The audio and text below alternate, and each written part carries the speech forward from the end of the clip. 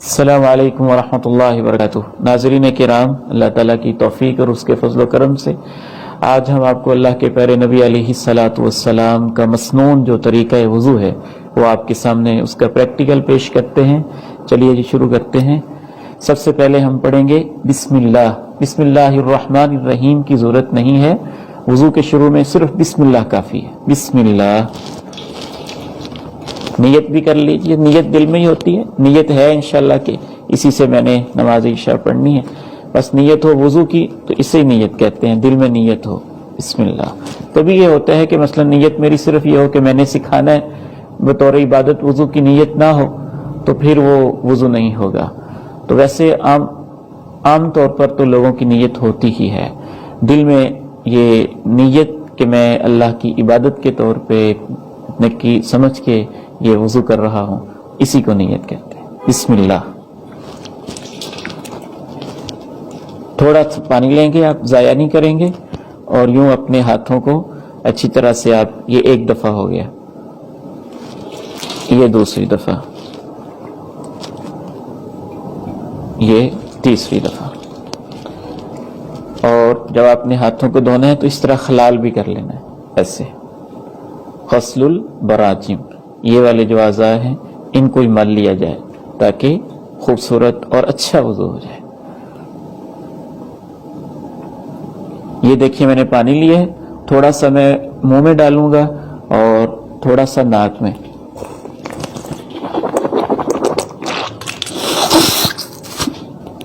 منہ میں پانی ڈال کے اس کو حرکت بھی دینی ہوتی ہے منہ کے اندر، پھر کلی ہوتی ہے۔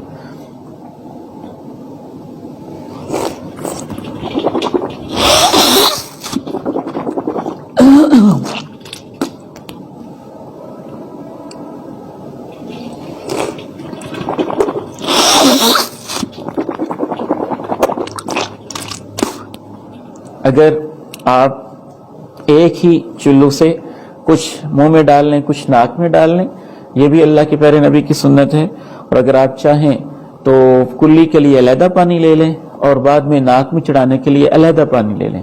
لیکن ناک میں پانی چڑھاتے ہوئے بعض لوگ یہ غلطی کرتے ہیں، ناک میں چڑھاتے نہیں، ناک کو لگاتے ہیں، تو اس طرح پھر وضو نہیں ہوگا، وہ سنت پہ عمل نہیں ہوگا، بلکہ بالغ فی الاستنشاق، اللہ کے پیارے نبی علیہ السلام نے فرمایا ہے کہ ناک میں خوب پانی چڑھاؤ، الا ان تکون صائما، الا یہ کہ آپ کا روزہ ہو۔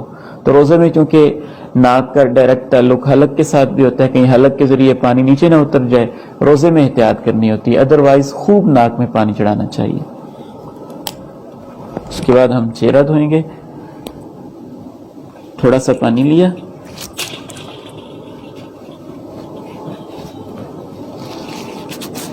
ایک دفعہ ہو گیا،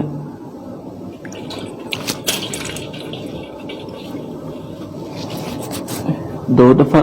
بعض لوگ اس میں یہ غلطی کرتے ہیں کہ یہاں ہی ملتے رہتے ہیں، بس یہاں کیا پورا چہرہ نہیں ہے، پورے چہرے کو دھونا ہوتا ہے۔ چہرہ آپ کا یہاں سے شروع ہو رہا ہے، یہ بھی چہرے کا حصہ ہے، یہاں تک آپ کا چہرہ ہے، تو یہاں آپ کرتے رہیں گے تو یہ اوپر والا حصہ تو رہ جائے گا۔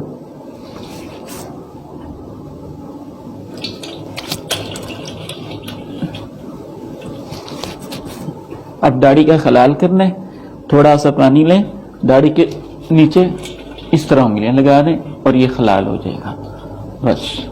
بعض لوگوں کی داڑھی گھنی ہوتی ہے، وہ پھر اس کو اچھی طرح دھونا شروع کر دیتے ہیں، دھونا نہیں، بس پانی لیں، نیچے لگائیں، ایسے خلال کر لیں، بس یہ کافی ہے۔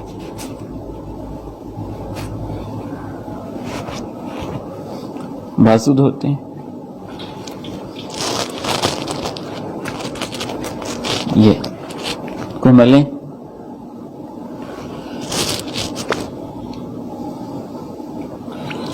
یہ اسپیشلی اس کا خیال رکھنا ہے کہ کونیاں خشک رہ جاتی ہیں، یہاں مل لیں، خشک نہ رہے۔ کوئی عضو بھی خشک رہ جائے گا نا تو وضو نہیں ہوگا، بلکہ اس حد تک احتیاط کرنا چاہیے کہ اگر ہماری ماں بہنوں نے چوڑیاں پہنی ہوئی ہیں تو اس کو آگے پیچھے کریں تاکہ نیچے سے جگہ خشک نہ رہ جائے۔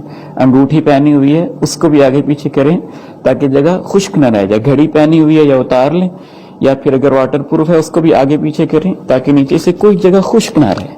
خشک ہو جائے گی وضو نہیں ہوگا، وضو نہیں ہوگا تو نماز نہیں ہوگی۔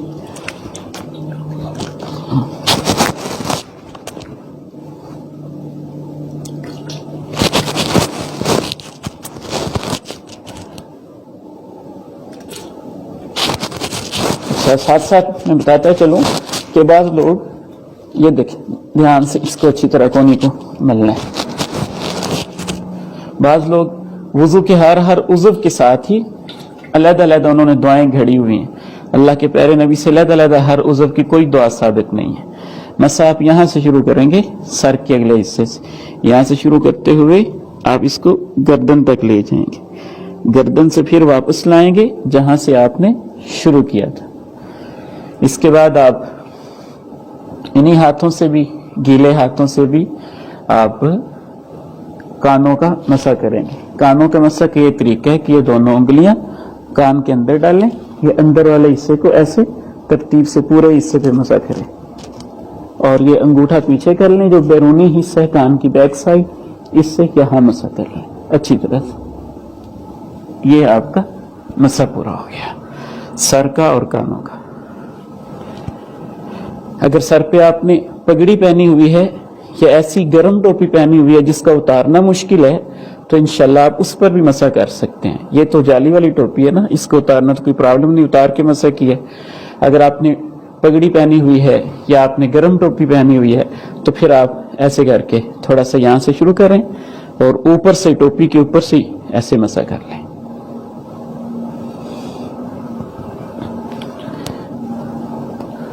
پاؤں کو ہم بائیں ہاتھ سے دھوئیں گے.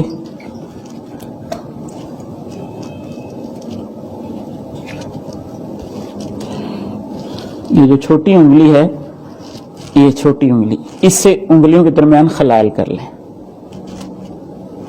یہ خلال ہو گیا. پاؤں کو دھوتے ہوئے یہ ایڑی کا خصوصی خیال رکھنا ہے, ایسے ایڑی کا, کہ یہ خشک نہ رہے. نبی علیہ السلام نے فرمایا ویل للعقاب من النار, جو ایڑیاں خشک رہ جاتی ہیں ان کے لیے تباہی ہے, یعنی آگ ہے. اس کا خاص خیال کرنا ہے کہ یہ خشک نہ رہے. لیکن اس کا یہ مطلب بھی نہیں ہے کہ بندہ وہم کا مریض ہو جائے. بعض لوگ وہمی ہوتے ہیں اور پھر وہ بہت زیادہ ہی شک میں پڑ جاتے ہیں, بار بار دھوتے رہتے ہیں, 4 دفعہ 5 دفعہ. زیادہ دھونا یہ سنت کے خلاف ہے.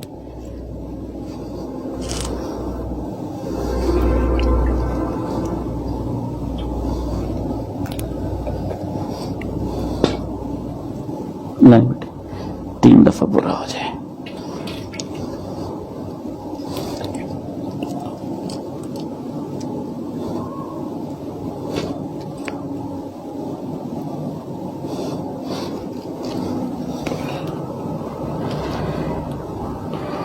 سنت یہ ہے کہ وضو کے بعد آپ اس طرف سے چھینٹے لگا لیں. یہ چھینٹے لگانا بھی نبی علیہ الصلوۃ والسلام کی سنت مبارکہ ہے. اس سے انشاءاللہ تعالی